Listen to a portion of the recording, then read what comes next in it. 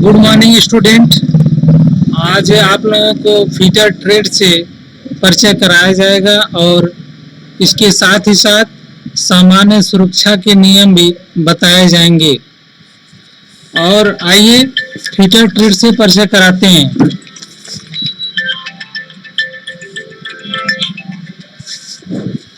सबसे पहले fitter trade के इंट्रोडक्शन समझिए। आधुनिक युग मशीनों का युग है, जिसमें तरह तरह की मशीनों का रूप देखने को मिलता है।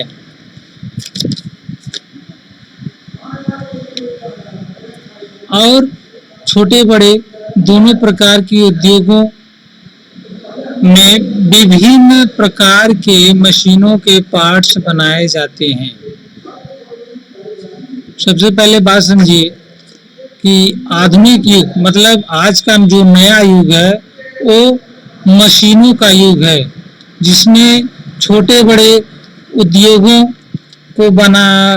उद्योगों में मशीनों को बनाने के लिए हम उसमें कार्यरत हैं और उसमें कारीगर की आवश्यकता होती है, जिसको प्रायः कारीगर अपने मशीनों पर बनाते हैं।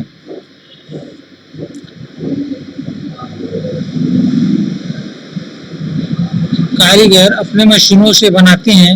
एक ही पार्ट पर कई प्रकार की कार्य क्रियाएं अलग अलग कारीगरों द्वारा बनाए जाते हैं। मतलब ऐसे एक मशीन पर अलग अलग कार्य क्रियाएं कारीगरों द्वारा किया जाता है।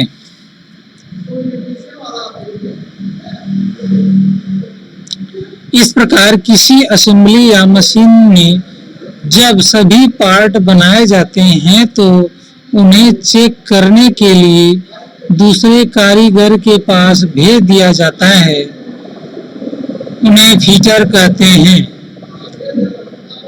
सिंपल भाषा में समझिए, मतलब मशीन के पार्ट को, जिस पार्ट को मशीन पर बनाया जाता है उस पार्ट को बनाकर फीटर कारीगर को हम चेक करने के लिए भेज देते हैं। वर्कशॉप में कई प्रकार के फीटर होते हैं, जैसे bench fitter, assembly fitter, pipe fitter, die fitter, अनेक प्रकार के फीटर होते हैं। और फीटर मुख्य रूप से हम लोग बेंच फीटर पढ़ेंगे। ठीक है, बेंच फीटर क्या होता है? बेंच फीटर होता है, जैसे बेंच होती है, आप लोग वर्कशॉप में जाएंगे तो वहाँ बेंच रखी होती है। बेंच पर देखेंगे कि वहाँ पर वाइस जो है छोटी सी लगी रहती है।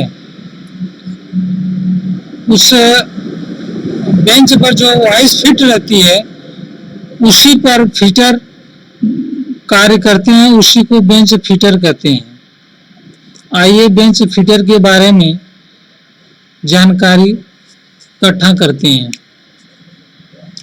बेंच फीटर एक ऐसा कारीगर है जो लगभग 75% कार्य हैंड टूल की सहायता से करता है और बाकी कार्य 25% मशीनों की सहायता से करता है।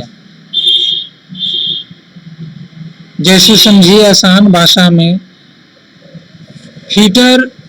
बेंच फीटर 25% कार्य जो है अपने हाथों द्वारा करते हैं और बाकी शेष 25% कार्य मशीनों की सहायता से करता है। ठीक है, और फीटर एक ही फिटिंग के बारे में पूरी जानकारी रखता है, जिससे फिटिंग करने वाले पार्ट को ही सही जगह फिट कर सके। इसके अतिरिक्त उसे प्रयोग में लाए जाने वाले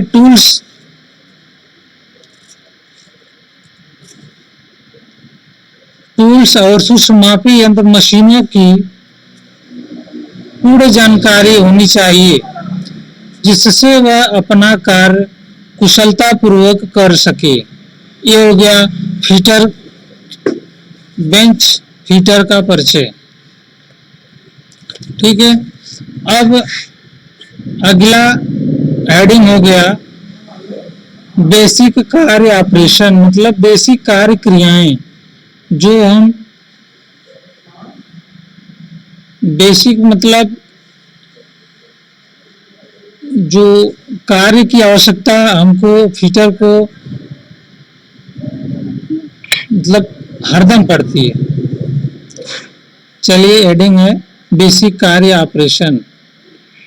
एक कुशल फीटर को निम्नलिखित बेसिक कार्य क्रियाएं करने के लिए निपुण होना चाहिए। मतलब जैसे किसी कार्य के लिए फीटर, अगर मैं फीटर ट्रेड से आप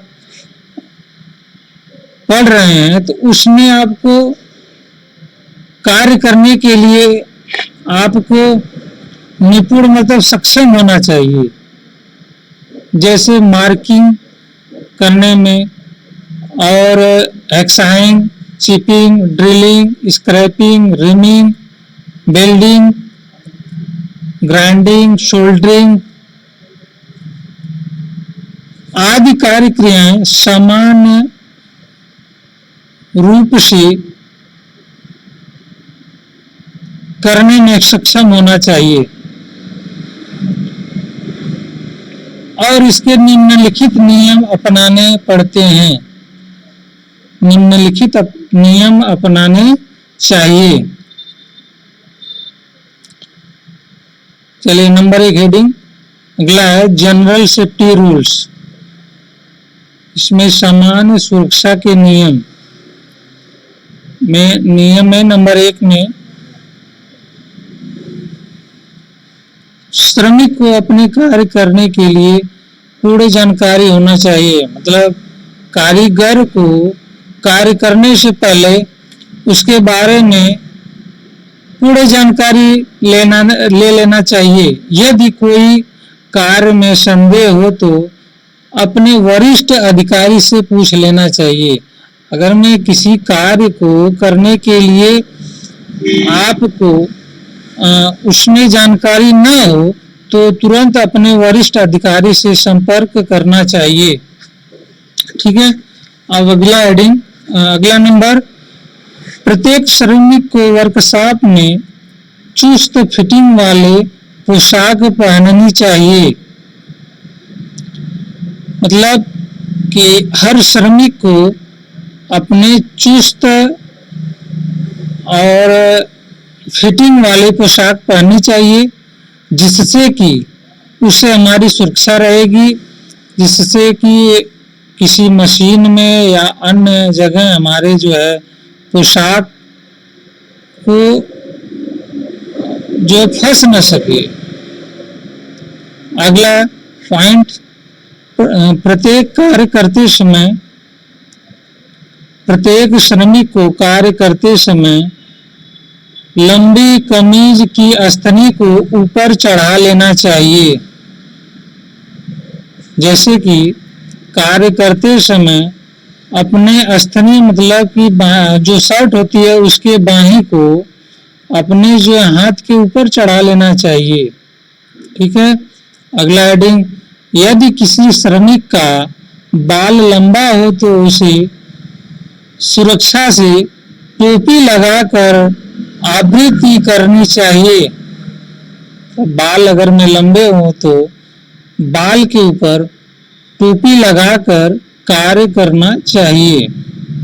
अगला नंबर वर्कशॉप में कार्य करते समय किसी भी श्रमिक को अंगूठी, घड़ी, मफलर, टाई आदि का प्रयोग नहीं करना चाहिए। समझते होंगे कि अंगूठी, घड़ी और मफलर, टाई आदि पहनने से जो कार्य कर रहे हैं पहन के तो उससे हमारी क्या हानि होगी। ठीक है, अगला वर्कशॉप में कार्य करते समय आंखों के बचाव के लिए चश्मे और पैरों के बचाव के लिए मोटे तले वाले प्रतिरोधी जूते पहनने चाहिए।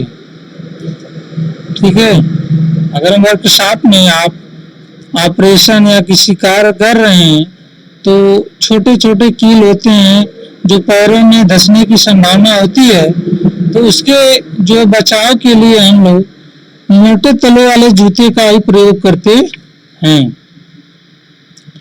ठीक है, अगला हेडिंग, अगला नंबर है बिना जानकारी के किसी भी मशीन को नहीं छूना चाहिए।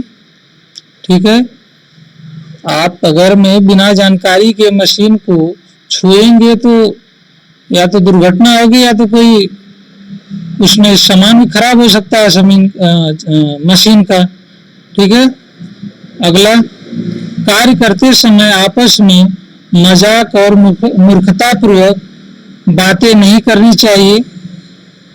ठीक है, जब अगर में कार्य कर रहे हैं आप लोग तो कार्य करते हैं, मान लीजिए आप एक्साइंग या ड्रिलिंग कोई भी कार्य कर रहे हैं तो आपस में मजाक करेंगे तो इधर उधर ध्यान भटक जाएगा, तो उससे आपको दुर्घटना हो सकती है आपके लिए। ठीक है, अगला, वर्कशॉप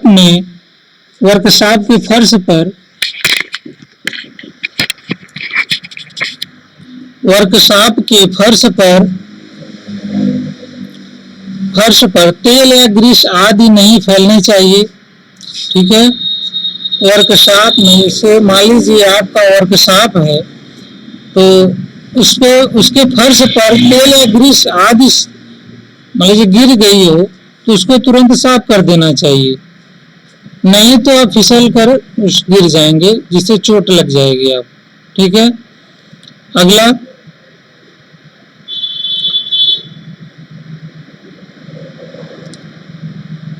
यदि किसी कारणवश दुर्घटना हो जाए तो दुर्घटना की सूचना तुरंत अपने वरिष्ठ अधिकारी को देना चाहिए।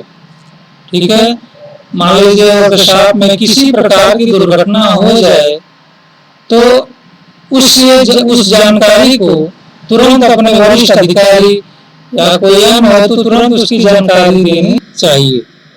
ठीक है, ये हो गया आपका सामान्य सुरक्षा के नियम।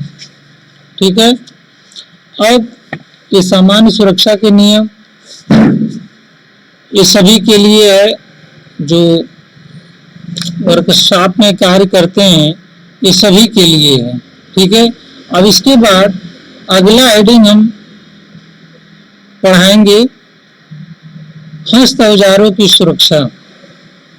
हस्त औजारों की सुरक्षा मतलब जो हम हाथ से टूल्स को प्रयोग करते हैं, जो हाथ से हम टूल्स का प्रयोग करते हैं उसकी सुरक्षा हम कैसे करते हैं, या सुरक्षा नहीं करेंगे तो उससे क्या हमको हानि या क्या हमको दुर्घटना उससे हो सकती है।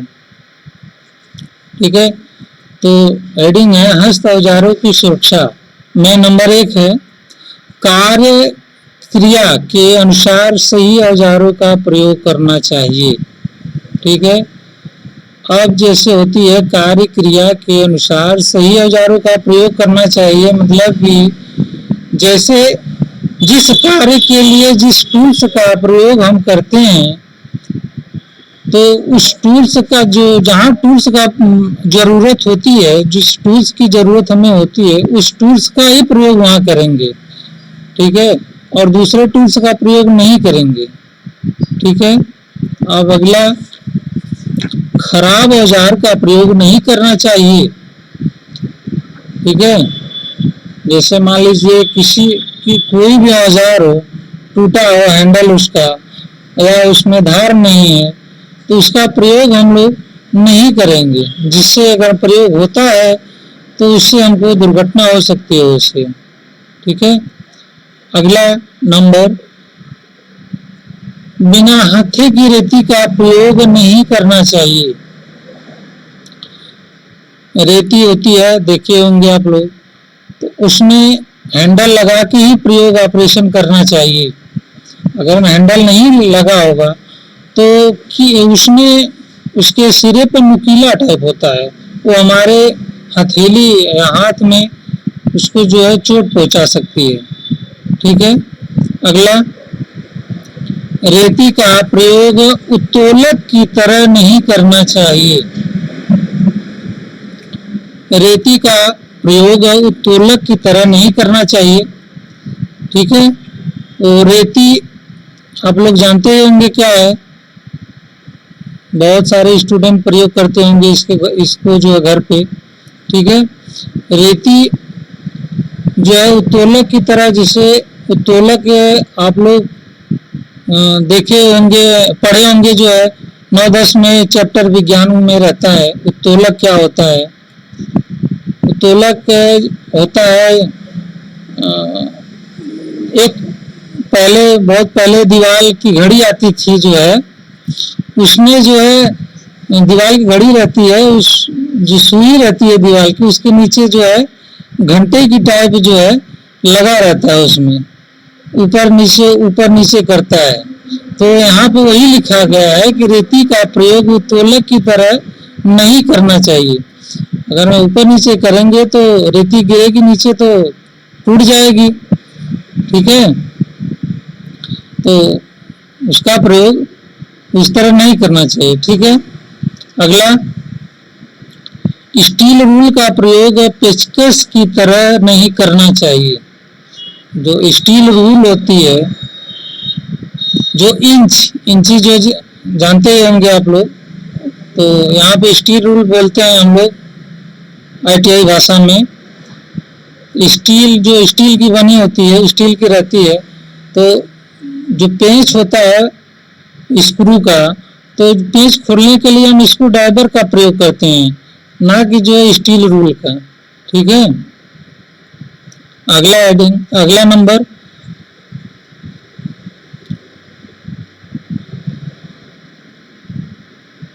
और जो पेच को खोलने के लिए हम सीधे पेचकस का प्रयोग करते हैं, पेचकस मींस स्क्रू ड्राइवर का प्रयोग करते हैं। ठीक है। अगला नंबर, सदैव ठीक साइज का स्पैनर प्रयोग करना चाहिए।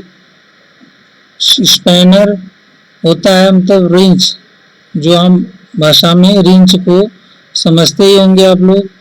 तो जो नट होता है खोलने के लिए, तो उसमें स्पैनर का प्रयोग हम लोग करते हैं, उसमें सही साइज का स्पैनर जो प्रयोग करते हैं हम लोग। ठीक है।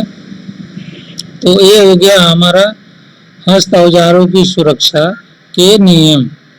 ठीक है।